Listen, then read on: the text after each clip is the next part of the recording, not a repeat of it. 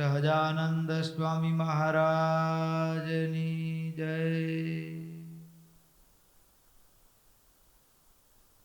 ઈષ્ટદેવ પરમારાધ્ય અનંત કોટી બ્રહ્માંડ અધિપતિ સર્વનિયંતા સર્વ અંતર્યામી ભગવાન સ્વામિનારાયણ તેમના દિવ્ય ચરણ કમળ સાનિધ્યમાં બેઠેલા અનંત અનંત અક્ષર મુક્તો એમની જ પાવન સન્નિધિમાં અત્રે ઉપસ્થિત પૂજ્યપાદ માધવ પ્રસાદ સ્વામી અધિક સંતો તેમજ કથાભિલાષી એવા આસનસોલના બાળ યુવાન વૃદ્ધ સમસ્ત ભક્તો સર્વેને ભગવાન સ્વામિનારાયણની ભાવ સ્મૃતિ સહિત સાદર જય સ્વામિનારાયણ. ગઢડા પ્રથમ પ્રકરણનું 29મું વચનામૃત. આ વચનામૃત એ જુદું છે. જુદું એટલા માટે છે કે આખી દુનિયા છે ને, દુનિયામાં અત્યારે 800 કરોડની આસપાસ વસ્તી છે, માનવ વસ્તી.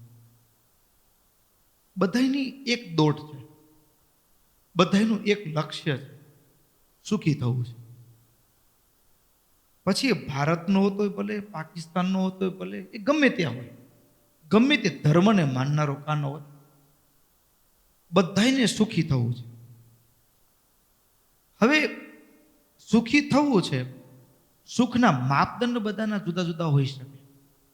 કોઈ કે પૈસામાં સુખ માન્યું છે, કોઈ કે ખાનપાનમાં સુખ માન્યું છે, કોઈ કે ભિન્ન ભિન્ન અલગ અલગ જગ્યામાં, કોઈ કે મોજ શોખ કરવા, સ્ત્રી, ભોગ વૈભવ, હરવું ફરવું કોઈ કે સુખ માન્યું છે.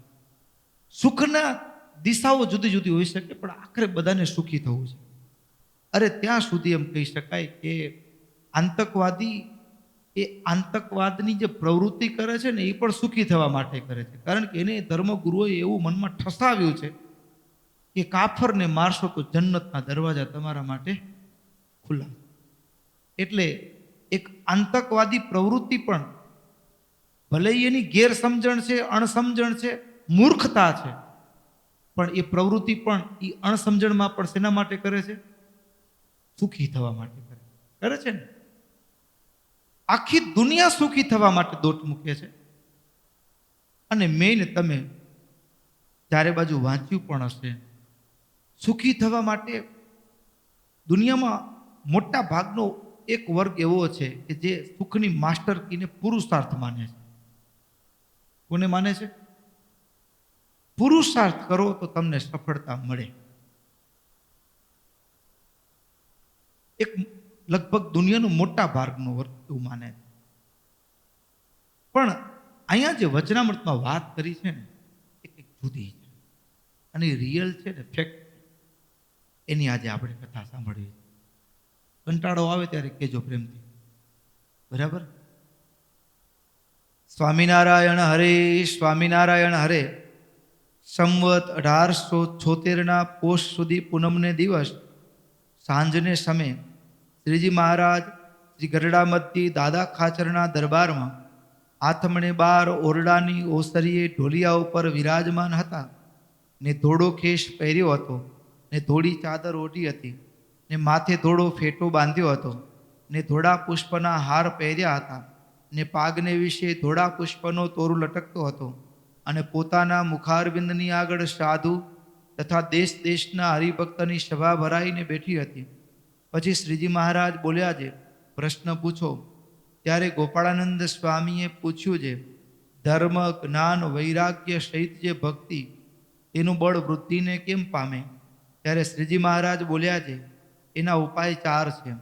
એક તો પવિત્ર દેશ, બીજો રૂડો કાળ, ત્રીજી શુભ ક્રિયા અને ચોથો સત્પુરુષનો સંગ. એમાં ક્રિયાનું સમર્થપણું તો થોડું છે અને દેશ, કાળ અને સંગનું કારણ વિશેષ છે. કેમ છે? જો પવિત્ર દેશ હોય, પવિત્ર કાળ હોય અને તમ જેવા સંતનો સંગ હોય, ત્યાં ક્રિયા રૂઢી જ થાય. અને જો સિંધ જેવો ભૂંડો દેશ હોય તથા ભૂંડો કાળ હોય તથા પાતરીઓને ભળવા અથવા દારૂ માંસના ભક્ષણ કરનારા એનો સંગ થાય, તો ક્રિયા પણ ભૂંડી જ થાય. માટે પવિત્ર દેશમાં રહેવું અને ભૂંડો કાળ વર્તતો હોય ત્યાંથી આગું પાછું ખસી નિસરવું અને સંગ પણ પ્રભુના ભક્ત અને પંચ વર્તમાન યુક્ત એવા જે બ્રહ્મવેત્તા સાધુ એનો કરવો તો પરમેશ્વરને તો હરિભક્ત અને પરમેશ્વરની જે ભક્તિ એનું બળ અતિશય વૃદ્ધિ પામે. એ પ્રશ્નનો એ ઉત્તર છે. આ પ્રશ્ન પણ બહુ સારો છે, પણ એના ઉપર આજે આપણે કંઈ વાત કરવી નથી. હવે જે વાત કરવી છે એ હવે છે. આ એટલા માટે છે, શાસ્ત્રો વાંચીએ ને તો આ વચનામૃતની અંદર દુનિયાનું ટોપ ક્લાસનું મેનેજમેન્ટ છે, ટોપ ક્લાસનું સાયન્સ છે, ટોપ ક્લાસનું વ્યવહાર જીવનના બોધપાઠ આમાં છુપાયેલા છે. પણ એટલું એની ભાષા છે ને એ સ્પિરિચ્યુઅલ છે. શું છે? ભાષા સ્પિરિચ્યુઅલ છે, પણ એનો જે પ્રિન્સિપલ છે ને એ જે ફિલ્ડમાં લગાડો ને તો એ એકદમ માસ્ટર સ્ટ્રોકનું કામ, માસ્ટર સ્ટ્રોકનું કામ કરે. લેંગ્વેજ સ્પિરિચ્યુઅલ છે. હવે જોજો, મુક્તાનંદ સ્વામી પ્રશ્ન પૂછે છે. પછી મુક્તાનંદ સ્વામી પૂછ્યું છે, હે મહારાજ, કોઈ હરિભક્ત હોય તેને પ્રથમ તો અંતર ગોબરું સરખું હોય ને પછી તો અતિશય શુદ્ધ થઈ જાય છે.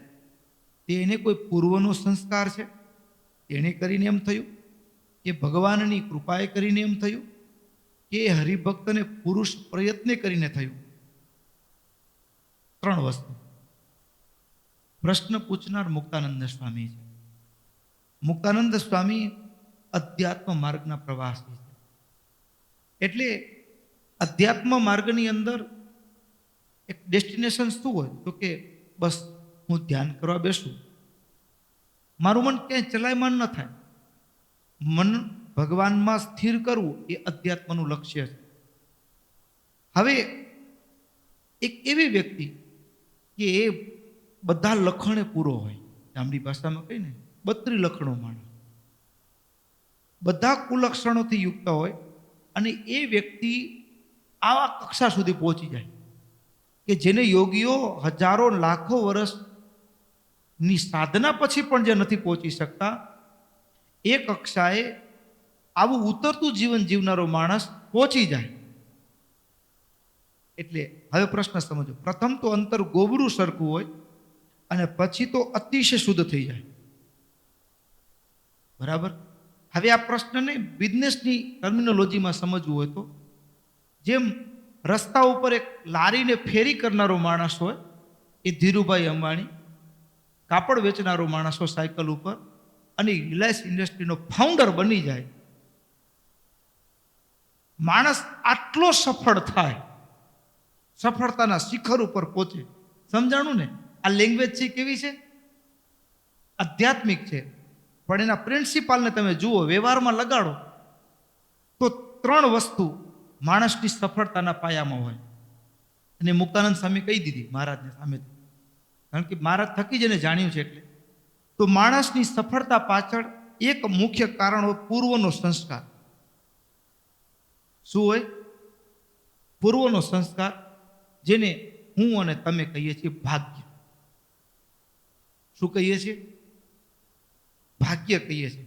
ભાગ્ય એટલા માટે કે સાયકલની ફેરી કરનારા ઘણા બધા છે, પણ બધા ધીરુભાઈ અંબાણી રિલાયન્સ ઇન્ડસ્ટ્રીના ફાઉન્ડર બની શકતા નથી. તો હજારોમાંથી લાખોમાંથી એ એક જ વ્યક્તિ, અને હવે તો એ વ્યક્તિનું જીવન આપણી સામે જ પણ છે, એની લાઈફ આખી બાયોગ્રાફી આપણી સામે છે. તો એનું સ્ટડી કરીને આપણે નથી શકીએ માર્ગે? ખબર તો છે કે આ જ રસ્તો કલકત્તા જાય છે, તો જાણી ગયા પછી એ રસ્તેથી બાઇક ચલાવીને કે ગાડી ચલાવીને આપણે કલકત્તા ન પહોંચી જઈ શકીએ? પહોંચી શકાય એવી વાત છે ને. તો પણ ફેરી કરનારો માણસ જિંદગી પર ફેરી કરતો રહેશે. તો સફળતા પાછળનું એક જો કોઈ કારણ હોય સફળ વ્યક્તિના જીવનમાં, તો એક કારણ હોઈ શકે છે, બળવાન કારણ. એ છે પૂર્વનો સંસ્કાર, જેને કહી શકાય ભાગ્ય. શું કહી શકાય? ભાગ્ય. પછી કીધું બીજું કારણ, ભગવાનની કૃપાએ કરીને એમ થયું. તો એવા પણ પાત્રો જોવા મળતા હોય, કોઈ વ્યક્તિ જોવા મળે આપણા જીવનમાં કે વ્યક્તિ સાવ સામાન્ય હોય, પણ એને કોઈ એવા મહાપુરુષના આશીર્વાદ મળે અને ફળે, અને એ વ્યક્તિ તત્કાળ સફળતાના શિખરો સર કરી જાય. તત્કાળ સફળતાના શિખરો સર કરી જાય, રંકમાંથી રાજા થઈ જાય, એવા પણ પ્રસંગો આપણે ઇતિહાસમાં સાંભળ્યા છે. આપણે ઇતિહાસમાં જેમ પેલો વડોદરાનો મેઘ પેલો હતો, હા, અને એને ખાલી ગોપાળાનંદ સ્વામીના આશીર્વાદ મળ્યા, બરાબર, તો એ રાજાના ઉચ્ચ પદ ઉપર પહોંચી ગયો. ગુંડલના એક રાઘવજી કરીને હતા, અને એ રાઘવજી અને ગોપાળાનંદ સ્વામીની કૃપા થઈ તો એ દિવાન પદ સુધી પહોંચી ગયા. અને એ જ પ્રસંગને જોઈએ તો જુનાગઢના બાઉદીન ગુણાતીતાનંદ સ્વામીની કૃપાથી લાકડા આપ્યા કેવળ, અને એ જુનાગઢનો દિવાન સુધી પહોંચી જાય. તો માણસના જીવનમાં સફળ થવા માટે દુનિયામાં જેટલા સફળ લોકો હોય ને એનામાં તમે આપણે એનું ક્લાસિફિકેશન કરીએ, એને જોઈએ ધ્યાનથી, તો એક પ્રકારના લોકો છે એવા છે કે એના જીવનનું સફળતા પાછળનું કારણ એનું ભાગ્ય છે. ભાગ્ય શું એટલે આગળ સમજશું આપણે. પછી બીજું કારણ હોઈ શકે સફળ લોકોના પાછળ કોઈકનું બેકઅપ હોય. કોઈકનું બેકઅપ એટલે જેને કૃપા કહેવાય, જેને આશીર્વાદ કહેવાય, અને વ્યક્તિ આગળ વધે. અને ત્રીજું કારણ કે છે મુક્તાનંદ સ્વામી કે પુરુષ પ્રયત્ન, એ હરિભક્તને પુરુષ પ્રયત્ન કરીને એમ થયું, એટલે કે ઇફોર્ટ, હાર્ડવર્ક. આ ત્રણ વસ્તુ વ્યક્તિના જીવનમાં સફળતા પાછળ પાયામાં જોવા મળે છે, બરાબર. હવે આ ત્રણ વસ્તુમાંથી કોઈ વ્યક્તિ આગળ વધ્યો, એ રેક્ટિફાઈ કેમ કરવું, રેક્ટિફાઈ કેમ કરવું, નક્કી કેમ કરવું કે આ વ્યક્તિ છે એ ભાગ્યના સારે અહીંયા પહોંચ્યો, કે કોઈકની કૃપા મળીને અહીંયા પહોંચ્યો, કે પછી આ સફળતા પાછળ એનું પોતાનો સ્વ પુરુષાર્થ છે, નક્કી કેમ કરવું આપણને? મુક્તાનંદ સ્વામીનો પ્રશ્ન થાય. આપણે ઓળખવો કેમ? સમજાય છે ને? કેમ ઓળખવો? ધ્યાનથી પ્રશ્ન સાંભળજો, મજા આવશે. પછી મુક્તાનંદ સ્વામીએ પૂછ્યું છે, હે મહારાજ, કોઈક હરિભક્ત હોય તેને પ્રથમ તો અંતર ગોબરું સરખું હોય અને પછી તો અતિશય શુદ્ધ થઈ જાય છે, તેને કોઈ પૂર્વનો સંસ્કાર છે તેણે કરીને એમ થયું, કે ભગવાનની કૃપાએ કરીને એમ થયું, કે હરિભક્તને પુરુષ પ્રયત્ન કરીને થયું? ત્રણ કારણ પોતે જ પ્રશ્નના સંદર્ભમાં ડાઉટના રૂપમાં રજૂ કરી દીધા. હવે સ્વામિનારાયણ ભગવાન કહે છે, પછી શ્રીજી મહારાજ બોલ્યા, પૂર્વને સંસ્કારે કરીને જે સારું અથવા નરસું થાય તે તો સર્વે જગતના જાણ્યામાં આવે, જેને પ્રારબ્ધ કહેવાય. જેમ ભરતજીને મૃગલામાં આસક્તિ થઈ એવે ઠેકાણે પ્રારબ્ધ લેવાય. અથવા કોઈ કંગાલ હોય ને તેને મોટું રાજ્ય મળે એવી રીતે થાય તો તે તો સર્વે જગતના જાણ્યામાં આવે, ત્યારે તો તેને પ્રારબ્ધ જાણવું. પછી મહારાજ પોતાના ઉપર વાત કરી. પછી શ્રીજી મહારાજે પોતાની વાત કરી, જે અમે જે સાધન કર્યા હતા તેને વિશે કોઈ રીતે દેહ રહે જ નહીં, તેમાં પણ દેહ રહ્યો તેને પ્રારબ્ધ કહીએ. પછી વળી મહારાજ કહે છે, એવું વળી ક્યાં જોવા મળ્યું મહારાજ? આપણે એમ થાય ને કે મહારાજ દેહ ન રહે એવા વળી મહારાજને શું શું કર્યું હતું, કે દેહ ન રહે એવું એવા સંજોગો આવી ગયા હતા? તો મહારાજ કહે છે, વળી એમાંથી એકાદ કહે છે, તે શું? તો અમે પુરુષોત્તમ પુરીમાં રહેતા હતા ત્યારે કેટલાક માસ સુધી તો વાયુ ભક્ષણ કરીને રહ્યા. એટલે સામાન્ય માનવીય બુદ્ધિ અનુસાર અનાજ વિના, ભોજન વિના કેટલા દિવસ સુધી માણસનો દેહ ટકે? અહીંયા કીધું વાયુ. આ ભક્તો સમજવા જેવી વાત છે. અત્યારે આપણે તો એવું માનીએ છીએ પોષણ થાય છે આપણું, પણ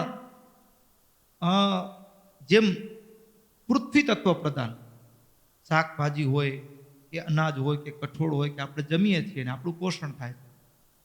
પછી જળનો માત્રા છે, દૂધ આદિ તૈલીય પદાર્થો છે, એ જળ પૃથ્વી અને જળથી આ દેહનું પોષણ થાય છે.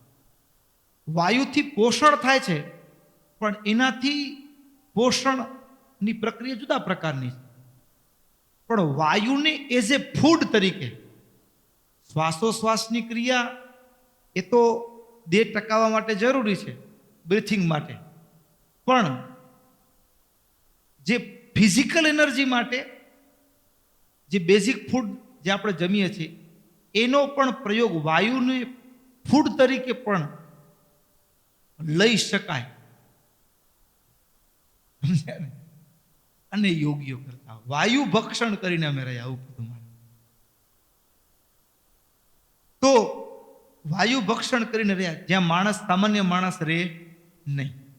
તો આ જે છે rarest of the rarest event છે, સિચ્યુએશન છે.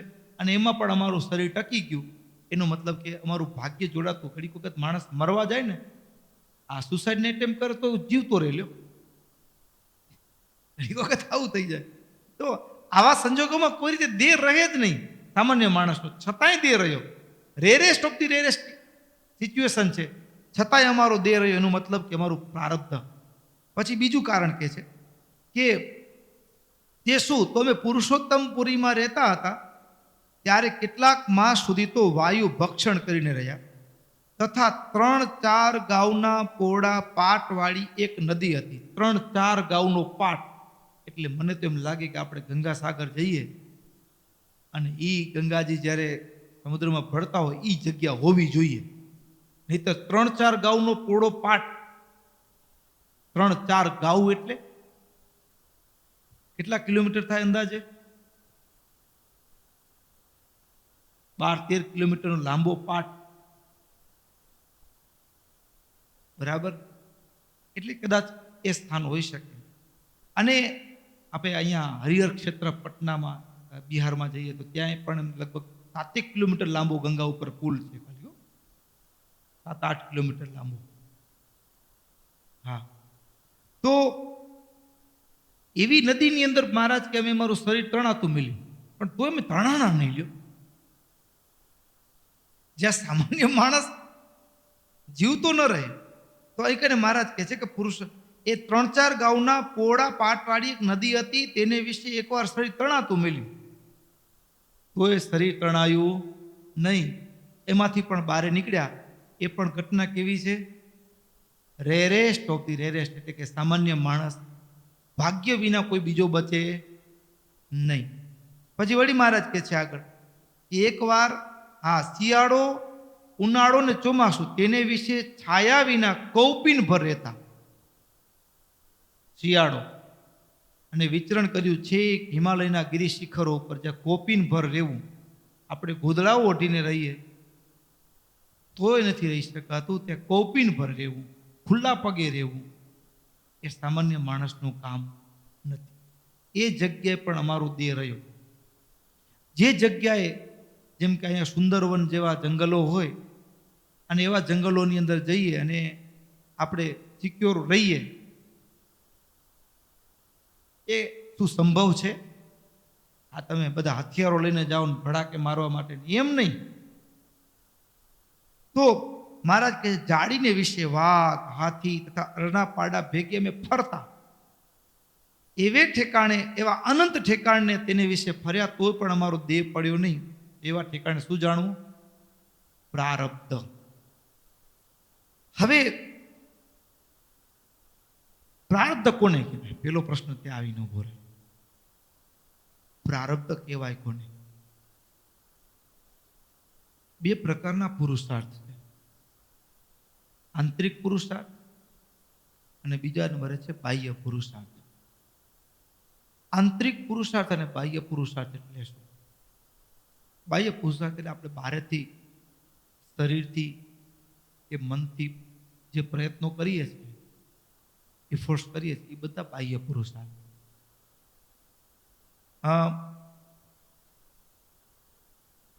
મનથી કે શરીરથી પ્રયત્નો કરીએ, ખેતરમાં દાણો વાવીએ, એમાં બુદ્ધિનો પ્રયોગ કરીએ, સારામાં સારું બિયારણ શોધી આવ્યા હોઈએ, અને પછી બુદ્ધિનો પ્રયોગ કરી, મનનો પ્રયોગ કરી, હોશિયારીનો પ્રયોગ કરી, અને એમાં બરાબર ટાઈમિંગ, વેધરનું ટાઈમિંગ, પછી દવાઓ, ખાતર, આ બધું ટાઈમિંગ એકદમ પ્રોપર એનો રિસર્ચ કરીને આપણે આપીએ, બરાબર. પણ જમીનમાં દાણો વાવી શકીએ, પણ જમીનમાંથી બારે કાઢવો એ આપણા હાથમાં છે. તો ત્યાં મારો કે તમારો પુરુષાર્થ કામ લાગતો નથી. એનો મતલબ શું થયો કે આપણા પુરુષાર્થમાં કુદરતનો સપોર્ટ હોવો જોઈએ. શું હોવું જોઈએ? પ્રકૃતિનો સપોર્ટ હોવો જોઈએ. આપણા પુરુષાર્થ એકલો આપણો પુરુષાર્થ રંગ લાવતો નથી. તો પ્રકૃતિની સાથે કોર્ડિનેટ કેમ કરવું? પ્રકૃતિની સાથે કોર્ડિનેટ કેમ કરવું? કુદરતની સાથે તાલ કેમ મિલાવવું? તો પ્રકૃતિ એ કોને આધીન છે? તો અધ્યાત્મ જગતમાં જોઈએ તો પ્રકૃતિ એ પરમાત્માને આધીન. તો પરમાત્માને રાજી કરવા માટે કરેલા દરેક ઉપાયો છે ને એ આંતરિક પુરુષાર્થ, એ ઇન્ટરનલ ઇફોર્ટ્સ છે.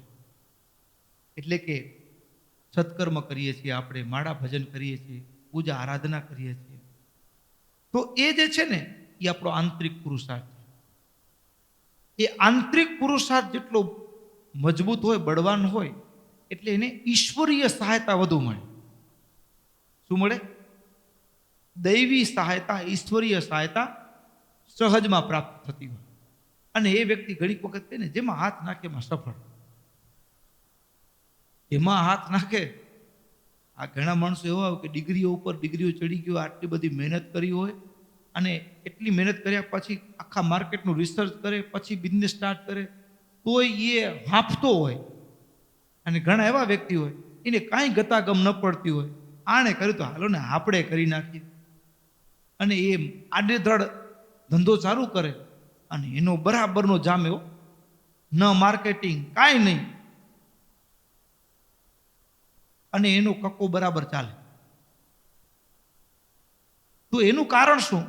તો કે એને અત્યારે જેમ આપણે યુવાન અવસ્થામાં કમાયેલા હોય ને બેલેન્સ હોય, તો પછી એનું પેન્શન કે વ્યાજ ખાતા હોય ને, એમ પૂર્વમાં એને સત્કર્મ કર્યું હોય ને, તો એના બલ્કની અસર જે હમણાં મળતી હોય, એનો લાભ હમણાં મળતો હોય, એને આ જન્મનું ભાગ્ય કહેવાય. શું કહેવાય? આગળ કરેલું છે એનું કેરી ફોરવર્ડ થયું છે, એની બેલેન્સ આગળ કેરી ફોરવર્ડ થયું, તો એને ભાગ્ય કહેવાય. એ ભાગ્ય છે એ માણસને આ જન્મમાં થોડોક બાહ્ય પુરુષાર્થ કરે, અને ત્યાં ઇન્ટરનલ ઇફોર્ટ્સ, જે આંતરિક પુરુષાર્થનો બલ્ક છે, અને એ બલ્ક કેવી રીતે કામ કરે? તો કે રાઈટ ટાઈમ, રાઈટ ડાયરેક્શન અને સાચા માણસનો સંયોગ મળે.